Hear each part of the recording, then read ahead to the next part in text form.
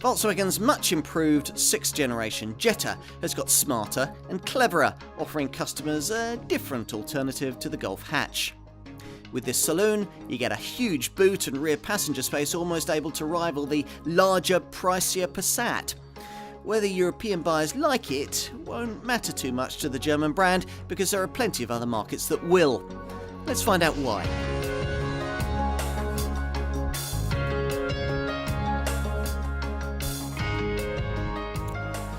Volkswagen's Jetta.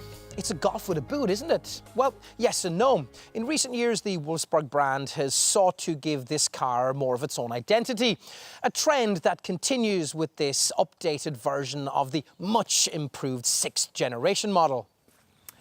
As before, it sells to people who can't quite stretch to either Volkswagen's larger Passat saloon or a BMW 3 Series or Audi A4 sized compact executive sedan. And, as before, it'll be a relatively rare sight on our roads. Most buyers here in search of a car of this size would rather have the hatchback versatility of a Golf.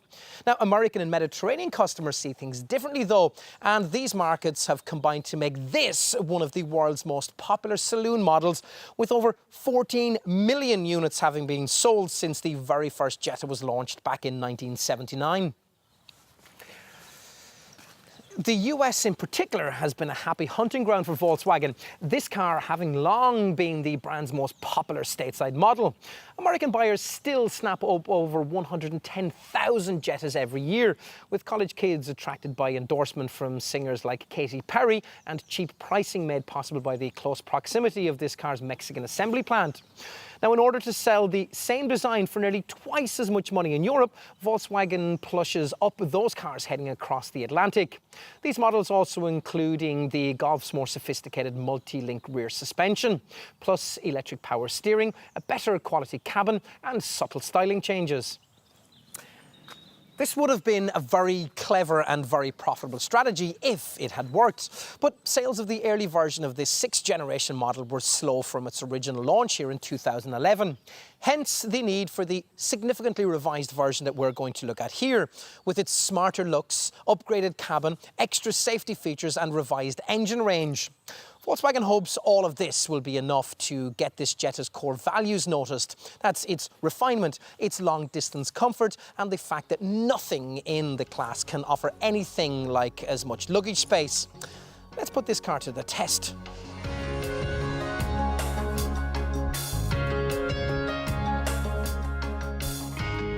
Your Volkswagen salesperson will probably pitch this car to you as being one offering the best bits of both a smaller Golf and a larger Passat in one well-priced package.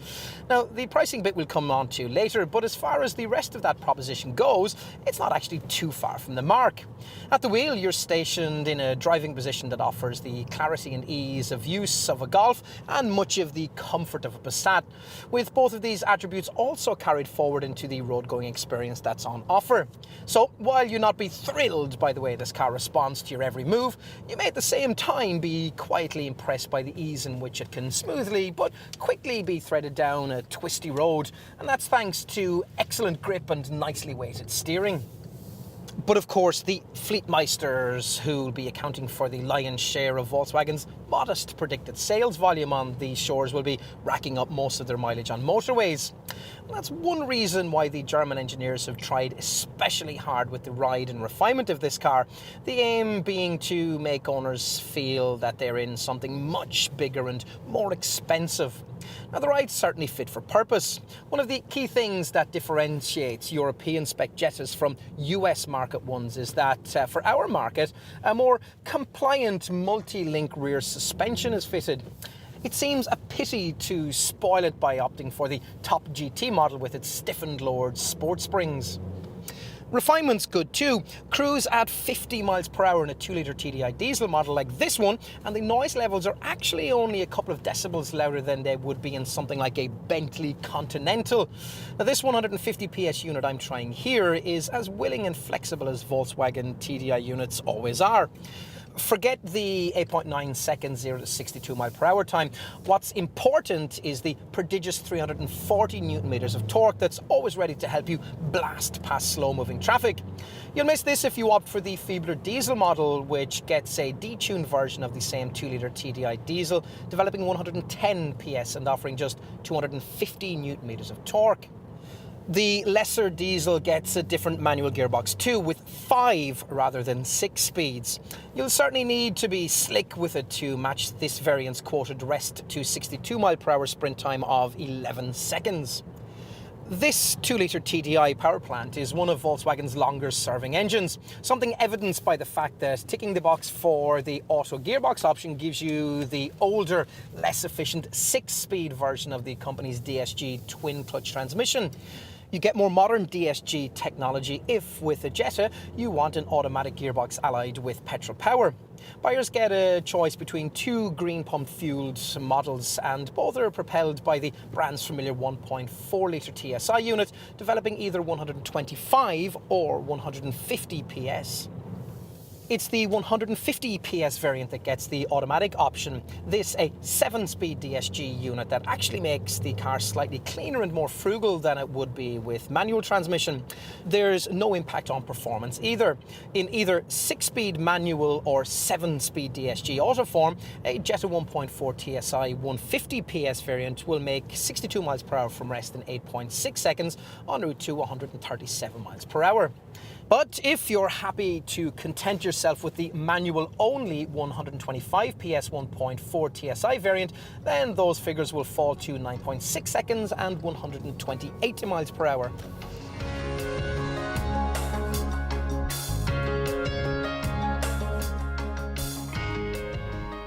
The original version of this 6th generation model had a key objective to meet right from the outset. From the start, stylist Klaus Bischoff and the design team were determined that it should be more than just a Golf with a boot. That's why this 4-door model is over 400 millimeters longer than its hatchback counterpart. Its 4.6 metre total length actually bringing it to within around 100 millimeters of a Passat saloon from the next class up. It's also why, as before, this car shares not a single panel with its hatchback stablemate. Less welcome, perhaps, is the news that this Jetta doesn't share any Golf underpinnings either. The Volkswagen Group's latest modern MQB platform hasn't made it into this car yet, so it remains designed around the same elderly Golf Mark V platform that it was based on before. Now, to try and compensate, Volkswagen has given this revised 6th generation version a light visual refresh that aims to give a bit more purpose to the design's clean, cohesive, but not especially memorable look. It's pretty subtle though. At the front you get a revised radiator grille with 3 horizontal fins, plus a re-profiled bumper, LED daytime running lights and revised air intakes. In profile, you might even mistake this car for a Passat. Viewed from the side, this 6th generation design's extra length is more obvious, emphasised by this sharp so-called tornado line that cuts through the large side surfaces in an attempt to offer a strong dynamic appearance. Now, the smarter wheels also supply a touch of upmarket class. At the back, there are sleeker taillights, a revised bumper, and thanks to the long overhang, the same very large boot. It's one of this car's biggest selling points, as you realise upon flipping the trunk lid, something you can do with just a press of a button on the key fob. The 510-litre area revealed is massive, around 30%, or to be more specific, 130 litres more than you'd get in a Golf. Theoretically, the much bigger Volkswagen Passat saloon I mentioned has a trunk that's only 76 litres larger than this. Compact saloon rivals from other brands that are similarly sized to this Jetta can offer nothing like as much boot space.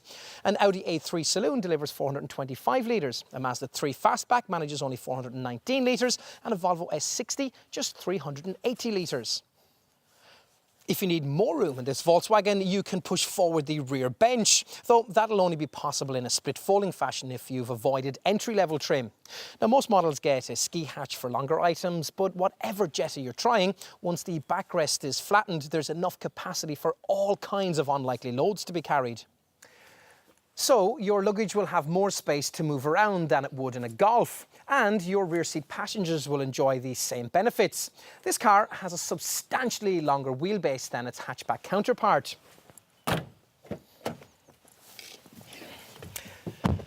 And that's something you especially notice here in the back, where there's ample headspace and more legroom for rear seat passengers than you'd expect a compact saloon to be able to provide. Two burly adults who wouldn't really relish a lengthy trip in the back of a Golf will be significantly better served here, with pretty much the same kind of space that a larger Mondeo or Passat class car used to offer until just a few years ago. The provision of rear air vents is also quite unusual in this class of car. And up front, well, it's a Volkswagen, isn't it? So as ever, the overall look and feel speaks of quality. With cabin detail and fit and finish, though, we come to another area where you might wish that this car did have a little more in common with the Golf. Build quality from this Jetta's Mexican factory isn't quite up to German standards, nor is the design. To be fair, the differences aren't overt, it's just subtle stuff, and some elements more significant than others. On a Golf, for example, you'd get nicely padded door trims. Here, the door cards are fabricated from hard plastic right up to window level. Now, some tinier Golf details are missing too. The way, for example, that on that car, the instrument dial glasses are neatly angled towards each other. Now, you also have to take into account that the Jetta is an older design. So, for example, it doesn't get the kind of large, sophisticated central dash infotainment screen you'd these days find on Volkswagen's evergreen family hatch. Instead, this smaller, more restricted display must suffice. Move from Golf to Jetta ownership, and it's things like these that you'd notice. But then hardly anyone does move from Golf to Jetta ownership. The two cars have, after all, always appealed to quite different buyers. Those who do prefer the four-door body style will probably be quite satisfied with what's on offer here. As you'd expect in this day and age, there are soft-touch plastics and chrome rim dials, along with some quite tasteful Zebrano wood effect trim on this plusher version. And Volkswagen has updated the cabin atmosphere of this revised model by smartening the trim around the centre console, introducing more upmarket fabric designs for the seats and door trims, and adding slick ambient lighting. Now, this is the sort of stuff the Wolfsburg brand thinks European buyers will insist upon, but doesn't bother to add to the budget-orientated American version of this car. That's one reason why US Jetta models are so much cheaper than European spec ones. Perhaps of most importance, though, is the news that no other competitor offers a more comfortable driving position, and that's thanks to reach and height adjustment for the redesigned three-spoke steering wheel, and on most models, height adjustment for the driver's seat. Now, the bottom line here is that there are plusher-feeling rivals, but none that you would rather live with over a 4 or 5 hour journey. Volkswagen has thought through the practicalities too. So there are deep door bins and you get these twin cup holders behind the gear lever, though the rear one can sometimes get blocked by the sliding armrest on top of the central storage bin. Talking of drinks, the decently sized glove box gets an air conditioning feed that will cool them, a real boon in hot weather. The technological attention to detail is nice too. Let me give you an example. Select reverse or operate the windscreen washers and the air conditioning system automatically switches itself to recirculating air mode so as to prevent smells from exhaust fumes or windscreen wash from entering the car. Nice.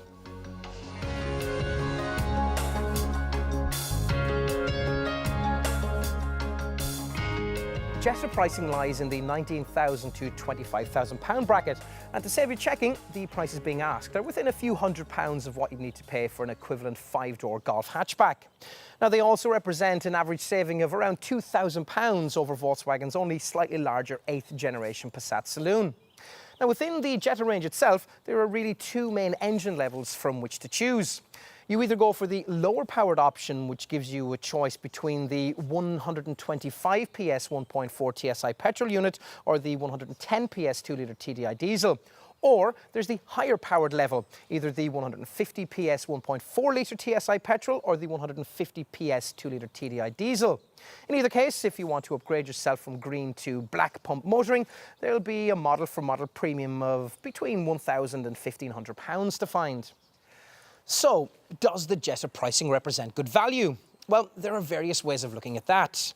You could moan that the US version sells for around half this kind of money, but then you're talking there of a less sophisticated total package. Volkswagen, of course, would rather that you saw this as a BMW 3 Series style compact executive saloon at a saving of around £6,000. But we're not sure that's a realistic way of looking at it either. Probably neither point of view offers a completely balanced perspective. So let's sum up this car for what it is, rather than what we or its makers might like it to be. You'd buy a Jetta if you couldn't quite stretch to a Passat, or if you were looking at a Golf and preferred the idea of a more conservative saloon body style. At least it doesn't have many rivals. The idea of a Focus-sized family hatchback with a boot may play well in other markets around the world, but it doesn't attract much of a following here, and brands like Ford, Vauxhall, Fiat and Renault long ago abandoned this segment. Now that leaves only two direct options. The Mazda 3 Fastback is quite a tempting alternative and would save you around £1,000 in a model-for-model comparison. Unfortunately though, it offers a boot that's nearly 20% smaller, and that'll be an issue for typical Jetta folk. The other direct alternative is Volvo's comparably priced S60, but that car has an even smaller boot that's nearly 30% more compact than that of this Volkswagen. Now, the only other comparably sized small four-door option that we can think of is the saloon version of the Audi A3. Now, it uses much of the same engine technology as this Jetta, but charges £2,000 to £3,000 more for its premium badge. And again, the boot is smaller. If, having considered all of this, you conclude that it is a Jetta that you really want, then you're going to need to know just how generous Volkswagen has been with the standard kit. And the answer is that most of what you need is included across the range. So all variants get daytime running lights, heat insulating green tinted glass, an alarm and a hill holder clutch to stop you drifting backwards on uphill junctions. And inside, there's air conditioning that also cools the glove box and includes a dust and pollen filter.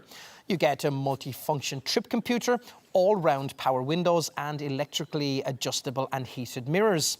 Now you also get a folding rear seat backrest and a decent quality 8-speaker DAB stereo system with an iPad-compatible aux-in socket.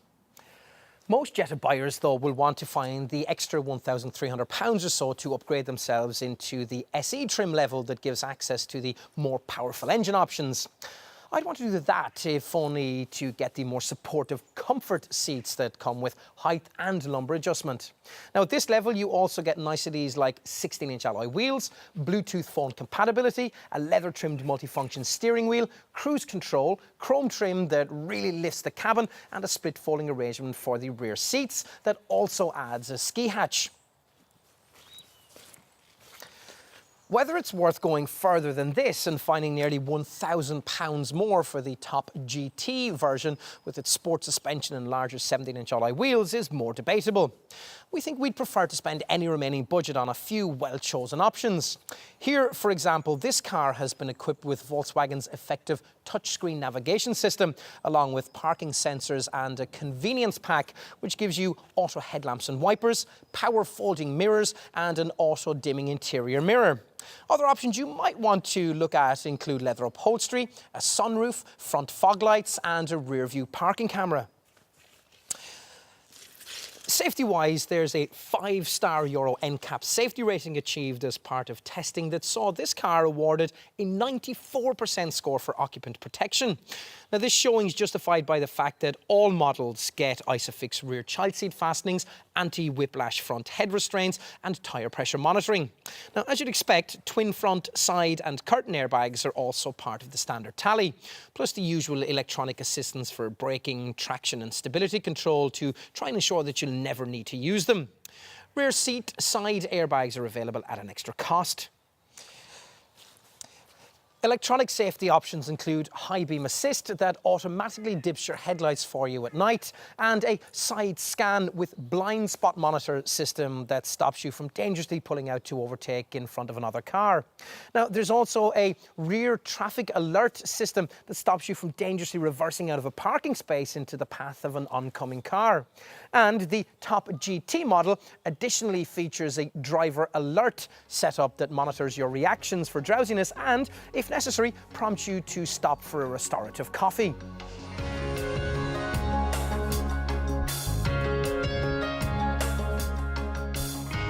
Across the range, this improved Jetta gets the benefits of Volkswagen's Blue Motion technology program, which includes battery regeneration to reclaim energy that would otherwise be lost under braking, and a start-stop engine system to cut the engine when you don't need it, say stuck in traffic or waiting at the lights. Now, the subtle restyling has brought about a 10% improvement in aerodynamic efficiency, and it also helps that all of the direct injection turbocharged engines on offer are pretty modern. Though the same can't be said of all the transmission options. The base 2-litre TDI 110 PS diesel version gets a stick shift with only 5 speeds, while TDI folk in search of auto transmission must be content with an older tech 6-speed DSG automatic gearbox. That's about 10% thirstier and dirtier than the manual alternative. There are no such issues for buyers of the 1.4-litre TSI petrol model. Whether you choose this variant with 125 or 150 PS, you can expect about 53 miles per gallon on the combined cycle and a CO2 return of around 125 grams per kilometre. That's a very respectable showing for a powerful, small-capacity petrol engine, and buyers of the 150 PS version who tick the box for the DSG automatic gearbox can do even better. For reasons best known to Volkswagen, petrol Jettas do get the brand's more modern auto gearbox technology, a 7-speed transmission able to improve the combined cycle fuel showing to 55.4 miles per gallon and the CO2 return to 117 grams per kilometre. It's worth a look, especially if you don't cover too many annual miles. Most Jetta buyers, though, will still continue to look at the TDI options first. The running cost figures are, after all, quite tempting. The entry-level 2-litre TDI 110 PS version delivers 70.6 miles per gallon on the combined cycle and 105 grams per kilometre of CO2. Upgrade to the pokier 150 PS version and, thanks to a 6th speed on the manual gearbox, there's hardly any running cost downside. Jetta 2-litre TDI 150 PS buyers can expect 67.3 miles per gallon on the combined cycle and 109 grams per kilometre of CO2. Owners, of course, will have to do their part in achieving these figures, which will be a tad more difficult to do in this car than it would be in its hatchback stablemate. Most Golf buyers get a driver profile system with a frugal eco mode, as well as an eco section on the dashboard infotainment screen, and the option of downloading the brand's clever Think Blue Trainer app for efficiency tuition. Now, the Jetta's older technology means that there's none of that sort of thing here, just a gear change indicator on the dash. As for residual values, well, perhaps fortunately for Volkswagen, the used car market doesn't discriminate between German-made VWs and Mexican-built ones, so you should get the usual high resale returns associated with this brand, higher certainly than you'd enjoy from most mainstream marques. The Jetta's relative rarity will help here. The importers reckon on selling no more than about 3,000 on the shores in a good year. That's a fraction of the number of Golf states sell in the same period. Expect this car to retain around 40% of its value after the usual 3-year standard ownership period. Maintenance costs, meanwhile, can be kept down thanks to the way that you can choose a servicing regime to suit your likely use. Time and distance servicing for low mileage users and a long life program for buyers likely to use their cars much more. What else? Well, there's an unremarkable 3-year 60,000 mile warranty, and insurance groups start at 15E for the base 2-litre TDI 110 PS diesel model, rising to 18E for the 2-litre TD 150 PS version.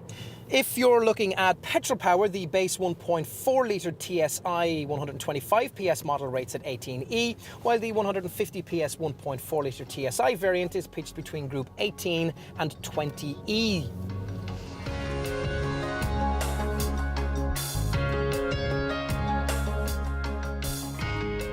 So, there you have it, the Jetta rebooted. Volkswagen has kept all the practical elements people always liked about this Mark VI model, while effectively addressing the aspects that weren't quite so good.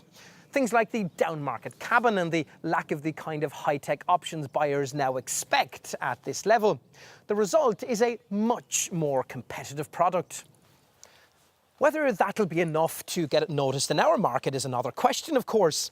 As ever, the Jetta's problem is that it sits as a saloon option in a family hatchback segment where buyers tend to want 5 doors.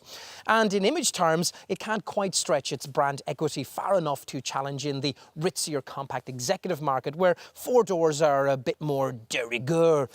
All of this will continue to limit sales here substantially, which is a pity because there's some substance to Volkswagen's argument that this car would actually suit an awful lot of people were they prepared to seriously consider it. After all, for much the same as you'd pay for a Golf, you'd get a car that's 8/10 of what you'd get in the pricier Passat. So, great rear seat room, a huge boot and a classy ride are all provided, as are a range of efficient engines. Now, viewed in this light, you can see why the Americans like it so much, as buyers on our shores probably would were Jetta prices to be as affordable here as they are stateside. Even as it is, you could see why someone might be tempted by one of these, given the way it effectively stacks up to the Mazda 3 Fastback and the Volvo S60 models that are its only real direct rivals. Perhaps family hatchback buyers should put the boot into their deliberations and Jetta zone their preconceptions about saloon car motoring. If they ever do, then Volkswagen is well placed to capitalise.